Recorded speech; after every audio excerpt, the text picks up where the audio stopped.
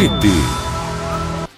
Toda força aos municípios. É esta a visão do senador Aloysio Mercadante, que colocou seu mandato a serviço das cidades. Eu procurei transformar meu gabinete em Brasília numa embaixada dos prefeitos de São Paulo.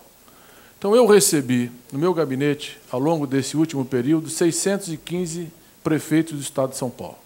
E me concentrei muito nessa tarefa, de forma republicana, jamais pedi qual é a filiação partidária do prefeito, o que importava é que ele era chefe de um poder que tinha uma população, que é onde o povo vive, mora, onde estão as dificuldades, e a minha tarefa era tentar exatamente construir caminhos para fortalecer esse relacionamento com o governo federal, que era a minha responsabilidade específica. Mercadante participou do 2º Encontro Estadual de Prefeitos e Secretários, realizado na Assembleia Legislativa de São Paulo, nos dias 14 e 15 de abril. O senador apresentou propostas para fortalecer ainda mais as cidades e destacou que as principais conquistas do governo Lula colocaram os municípios como sujeitos das mudanças no Brasil.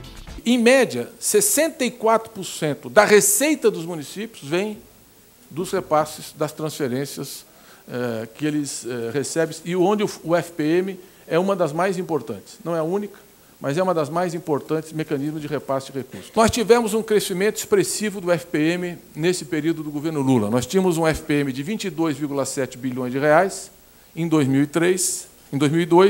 Em 2008, nós já tínhamos 51,3 bilhões de reais, ou seja, mais que dobrou o volume geral do FPM e aumentamos a participação relativa dos municípios. Além disso, o governo procurou organizar o papel do Estado em termos de indução ao investimento, parceria com o setor privado, definindo grandes projetos estruturantes, que foi o PAC, o Programa de Aceleração do Crescimento. Nós tivemos para São Paulo, de 2007 a 2010, 131 bilhões de reais. Na educação, o governo Lula criou o Fundeb, que coloca recursos para as cidades atenderem seus estudantes com qualidade.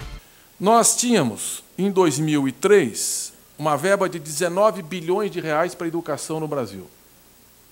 O governo Lula, em 2010, está com um orçamento de 59 bilhões de reais. De 19 para 59. Nós praticamente triplicamos os recursos para a educação. Se nós descontarmos a inflação, nós mais do que dobramos a verba para a educação. Em 2009, o governo federal repassou 6 bilhões e 800 milhões de reais. Você veja, menos de 500 milhões para 6 bilhões e 800 milhões. E não é mais só Fundef, é Fundeb. Vai da pré-escola ao ensino médio, que são parcerias do governo federal com os municípios. Nós geramos em São Paulo 186 mil vagas do ProUni. O governo federal mais do que duplicou a rede de escolas técnicas. Nas escolas técnicas federais, eu quero lembrar que no governo anterior havia um decreto que proibia o governo federal de criar escolas técnicas profissionalizantes. Ficou proibido o governo federal. Elas começaram há 100 anos atrás com Nilo Peçanha. Nós tínhamos mais ou menos 140 escolas técnicas federais. Ficaram proibidas. Nós rasgamos esse decreto e voltamos a construir. E o governo Lula vai entregar 214 novas escolas técnicas, quase o dobro do histórico de 100 anos. Até o final deste ano, nós estimamos 28 mil vagas disponíveis no ensino técnico profissionalizante de São Paulo, com as novas escolas técnicas federais. As conquistas para a saúde também são valiosas, mas o Estado de São Paulo recusa convênios importantes e deixa a população paulista sem atendimento adequado.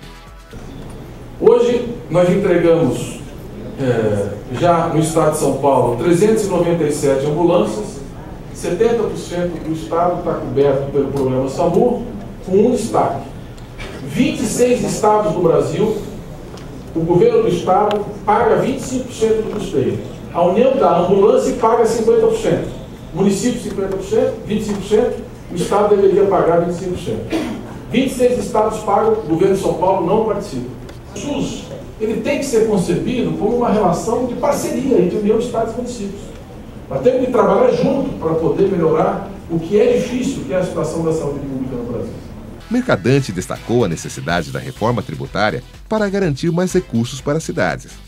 À medida que a dívida pública vai caindo, como está caindo, e eu acho que com o pré-sal a dívida pública vai cair rapidamente no Brasil, e nós vamos ter muito mais espaço para investimento e mais espaço para fazer uma reforma tributária, e com a nota fiscal eletrônica, a nível nacional, nós vamos tendo exatamente a dimensão onde estão os tributos, quanto é cada ente federativo, fica mais fácil fazer uma reforma tributária para que ninguém perca e você possa equilibrar as coisas e não gere insegurança em nenhum ente federado, nenhum estado, nenhum município. Nós temos que fortalecer os municípios na reforma tributária. Nós temos que dar mais autonomia tributária para os municípios. Eles têm que depender menos dos entes federados e mais da sua própria receita para poder dar conta de tantas demandas que estão no poder local. O senador destaca que a questão do ICMS precisa ser rediscutida.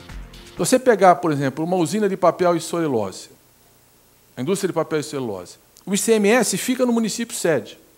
O que fica para o município que produz eucalipto?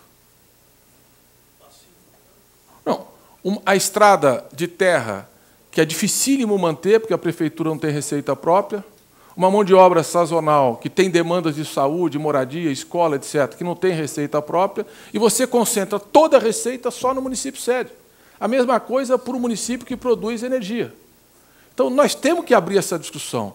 É evidente que o município sede tem que ter uma receita adicional.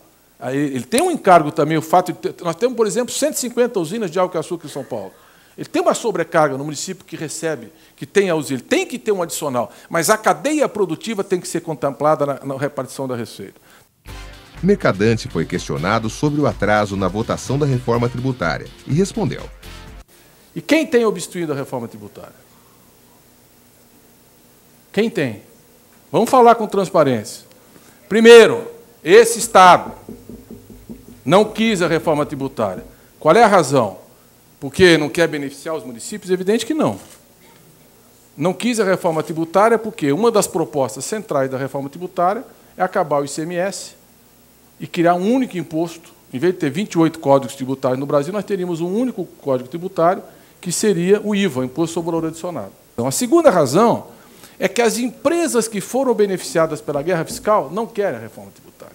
E a hora que eu acabo com o imposto sobre origem e tributo destino, acabou o benefício dele. Ele vai pagar o imposto como qualquer outra empresa que está em São Paulo. Uma agenda para o futuro. Este é o desafio para os próximos governos, que precisam agir de forma republicana para que as riquezas do país sejam distribuídas a todos os brasileiros.